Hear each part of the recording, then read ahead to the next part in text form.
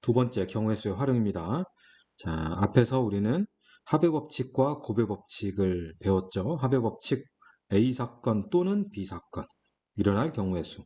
고배 법칙 A 사건 동시에 B의 사건. 여기에 얘기하는 동시에는 그리고 이면서 뭐뭐 하고 나서 무엇을 거쳐서 이런 부분이 바로 고배 법칙 그랬었는데, 자, 이번 챕터는요. 경우의 수의 활용으로 크게 네 가지 문제 유형에 따라서 어떻게 구하는지 나와 있습니다. 보도록 하겠습니다. 첫 번째, 도로망에서 경우의 수예요. 도로망에서 경우의 수는 고배 법칙이 주로 사용돼요. 왜 그러냐면 누군가를 거쳐서 가기 때문에. 예를 들어서 자, A 지점을 출발하여 B 지점에 도착하는 경로의 가지수를 구하래요. 자, 그러면 A에서 B를 갈 때는 C라는 지점을 거칠 수도 있고 D라는 지점을 거칠 수도 있죠. 그러니까 얘는 C를 지나든지 또는 D를 지나게 되는 거예요. 그래서 A, C, B로 가는 경우하고 A, D, B로 가는 경우에 또는이기 때문에 요 사건과 요 사건, 이 사건이나 경우의 수를 서로 더해야 돼요. 자, 그런데 A, C, B를 갈 때는 A에서 C 지점을 거쳐서 가는 거잖아요. 그러니까 A에서 C 가는 경우와 C에서 B 가는 경우는 또 곱해야겠죠. 그래서 A에서 C 가는 경우 두 가지, C에서 B 가는 거 두 가지, 일명 네 가지. 자, A, D, B는요, A에서 D 가는 거 한 가지, D에서 B 가는 거 세 가지, 세 가지. 그래서 전체 도합은 일곱 가지가 되더라 이거예요. 무슨 말 이해가셨죠? 확인 1번. 자, 같은 지점을 두 번 이상 지나지 않고 A 지점에서 출발하여 C 지점으로 가는 경우를 구하래요. 그러면 같은 지점을 두 번 이상 지나가지 말란 얘기는 B를 갔다가 다시 A로 왔다가 B 갔다가 C로 가는 일은 안 된다라는 거예요. 오케이? 그래서 같은 지점을 두 번 이상 하지 말란 얘기는 A에서 B 갔다가 곧장 C로 가란 얘기죠. 그래서 A에서 B 가는 거 네 가지, B에서 C 가는 거 두 가지 해서 일명 곱했더니 8가지가 되는 거죠. 오케이? 자, 2번 두 번째 약수의 개수와 약수의 총합이에요. 자, 이것은 솔직히 중학교 1학년 소인수분해 할 때 나온 거예요. 자, 12라는 숫자를 소인수분해하면 2의 제곱 곱하기 3이죠. 그래서 2의 제곱 곱하기 3을 이렇게 곱셈표를 만들 수 있어요. 그래서 2의 제곱이니까 1, 2, 2의 제곱. 그 다음에 3이 있어서 1, 3. 곱셈표라고 그랬죠? 그래서 각각 곱하는 거예요. 자, 이렇게 곱하면 전체 여기 나와 있는 요 숫자들이 12의 약수가 되는 거예요. 해서 세로로 칸이 3개, 가로로 칸이 2개니까 전체 6개의 약수가 나오는 거죠. 자, 그러면 3개, 2개는 무엇을 의미하냐? 여기 있는 지수 있죠? 요 지수 2에 1을 더한 거예요. 여기 2개는 3의 지수 1에다가 1을 더한 거죠. 해서 2 더하기 1, 1 더하기 1. 요 둘의 곱이 12의 약수의 개수가 되는 거예요. 자, n이라는 수가 a의 p제곱, b의 q제곱, c의 r제곱으로 인수분해 됐어요. 그냥 소인수분해. 됐으면 이때 약수의 개수는 지수에다가 얼마씩 더해라? 1씩 더해서 곱해라 이거죠. 오케이? 자, 그 다음 약수들을 다 더하래요. 약수들의 총합. 약수들의 총합은 이 안에 있는 6개의 숫자를 다 더해야 하는 거죠. 그죠? 자, 그런데 생각해 봅시다. 요 왼쪽 라인에 있는 숫자는 1로 묶어내면요. 1 더하기 2 더하기 2의 제곱이에요. 오른쪽 라인에 있는 숫자는 3으로 묶으면 1 더하기 2 더하기 2의 제곱이에요. 이들을 더하니까 자, 어때요? 공통인수가 또 있죠.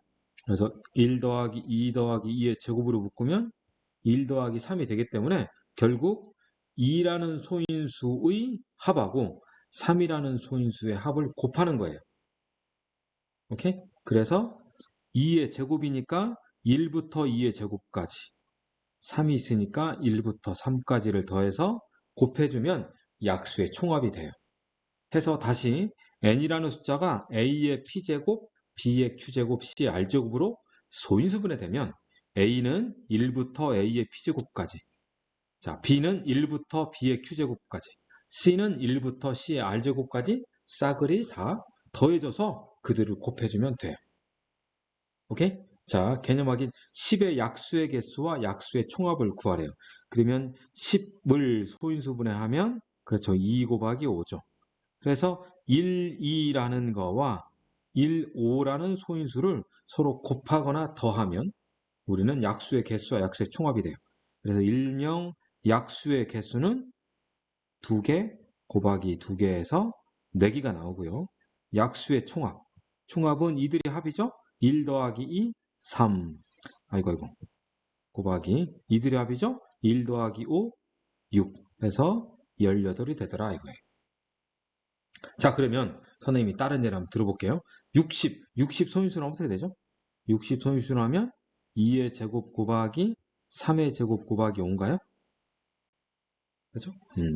그러면 아니 3의 제곱이 아니군요. 3이군요. 15 곱하기 4니까. 자, 그러면 60에 있어서 약수의 개수 구하는 것은 1, 2, 2의 제곱, 그 다음에 1, 3, 1, 5. 요거하고 요것들을 서로 개수를 3 곱하기 2 곱하기 2 하면 되는 거잖아요. 자, 그런데 무엇을 얘기하려고 그러냐면 60의 약수 중에서 4의 배수? 60의 약수 중에서 4의 배수만 찾으래요. 그럼 생각해 봅시다. 60의 약수라는 것은 요 안에서 1 또는 2 또는 2의 제곱 중에서 하나가 나오는 거고 1, 3 중에서 하나가 나오고 1, 5 중에서 하나가 나와서 곱하는 거죠. 즉 무슨 말이냐? 첫 번째 주머니에서 2가 나오고 두 번째 주머니에서 3 나오고 세 번째 주머니에서 1 나왔어요. 이들을 곱하면 6이잖아요. 요 6은 60의 약수란 말이죠. 그러니까 요 소인수분을 하고 나서 각각의 소인수에 대한 주머니라고 치면 그 주머니에서 하나씩 나와서 곱해주면 60의 약수가 돼요. 근데 방금 전에 선생님이 뭐라고 그랬죠? 사업의 수랬죠. 그러면 첫 번째 주머니에서는 1 또는 2가 나오면 사업의 수가 될 수 없어요. 반드시 뭐가 나와야 돼요? 2의 제곱이 나와야 돼요. 자, 여기서는 2의 제곱 한 개만 튀어나오고요. 여기하고 여기는 각각 1이든 3이든 1이든 5든 어떤 거 튀어나와 상관없잖아요. 그래서 이들을 곱해버리면 4, 즉 4의 배수는 4개 있더라 이거예요.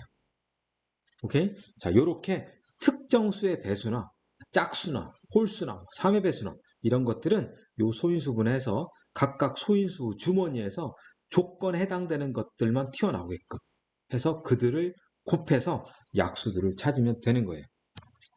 세 번째 유형입니다. 색칠하는 방법의 수인데요. 자, 색칠하는 방법, 색칠수의 개수를 구하는 순서는 정해져 있어요. 그러니까 마음대로 하는 거 아니에요. 자, 먼저 첫 번째, 인접한 영역이 많은 영역에 먼저 색을 칠해요. 자, 여기서 색을 칠한대. 그러면 A하고 인접된 영역은 B, C, D 세 가지가 있고요. B는 A하고 C가 인접되어 있고 C는 A, B, D 세 가지가 있고 D는 A하고 C 두 가지가 있죠. 그렇죠. 자, 그러면 인접된 영역이 많은 데가 누구죠? A 또는 C인 거죠. 그래서 A를 먼저 칠하든지 아니면 C를 먼저 칠하는 거예요. 자, 그 다음 두 번째 단계에서는 1에서의 영역과 인접한 영역에 같은 색을 칠하지 않도록 색의 개수를 줄여가면서 곱해주래.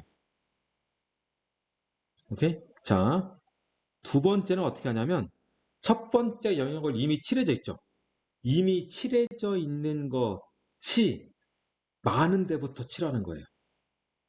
자, 무슨 말이냐? 자, A에서 칠해요. 서로 다른 네 가지 색을 칠한대요. 그럼 여기에 네 가지를 칠할 거예요. 그러면 C에다가는 뭘 칠할까요? 그렇죠. 세 가지를 칠하겠죠. A 영역에 칠한 것을 제외하니까. 그러면 이제 B를 칠하는 거죠. A 영역과 C 영역을 피해야 하니까 이색이 가능하고요. D에는 A 영역과 C 영역을 피하면 되니까 이색이 가능하겠죠. 그래서 4 곱하기 3 곱하기 2 곱하기 2를 해주면 되는 거예요. 오케이? 개념 확인. A, B, C 3개 영역을 4색으로 칠하겠대요. 그러면 칠할 수 있는 것 가지수는 얼마냐? 이거예요. 자, A, B, C 중에서 인접 영역이 많은 데가 B겠죠. 그래서 B에서부터 먼저 칠합니다. 4색. 그러면 A 칠하면 B를 피해야죠. C를 칠하면 B를 피해야죠. 그래서 3 곱하기 4 곱하기 3, 36이 나오는 거예요. 오케이? 인접된 영역을 먼저 칠해라. 그 다음 색칠 인접 부분 중에서 색칠된 영역이 많은 데부터 그 다음 순서로 차근차근 칠해 나가면 된다. 자, 그 다음 지불하는 방법과 지불하는 금액의 수예요. 지불하는 방법의 수, 지불하는 금액의 수. 자, 서로 살짝 다른데요. 자, 지불하는 방법 수하고 지불하는 금액 수는 어떻게 하느냐면 서로 다른 지폐나 동전으로 지불할 수 있는 각각의 방법 수를 곱해요. 지불할 수 있는 방법 수. 할 수 있는 금액은요. 환전할 필요가 있으면 환전해서 하는 거예요. 자, 무슨 말이냐? 자, 이렇게 볼게요. 5,000원짜리 2장하고 10,000원짜리 1장이 있대요. 지불할 수 있는 방법수를 구하래요. 그러면 5,000원짜리 2장 가지고 내가 지불할 수 있는 것은 5,000원짜리를 1장만 낼 수도 있고 5,000원짜리 2장을 낼 수도 있고요.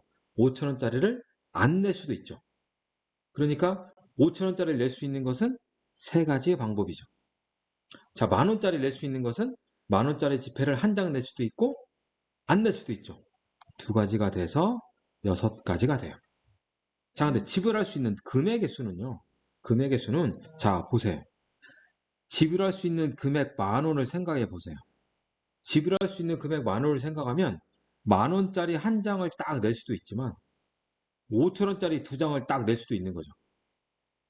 그러니까 지불할 수 있는 금액은 10,000원을 만들어내는 것이 5,000원짜리 2장을 내느냐 10,000원짜리 1장을 내느냐 지불할 수 있는 방법 입장에서는 다른 거지만 만들어진 금액 입장에서는 매 한 가지예요. 그래서 야, 10,000원 내세요. 그것은 10,000원짜리를 내나 5,000원짜리 2장을 내나 우리는 경우의 수가 한 가지가 돼야 한다는 거예요. 자, 그래서 이럴 때는 환전을 하는 거예요. 어떻게 환전하냐면 10,000원짜리 있죠.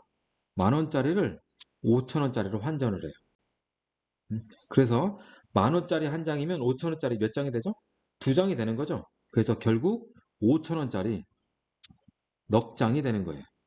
자, 5,000원짜리 넉 장 가지고 낼 수 있는 거.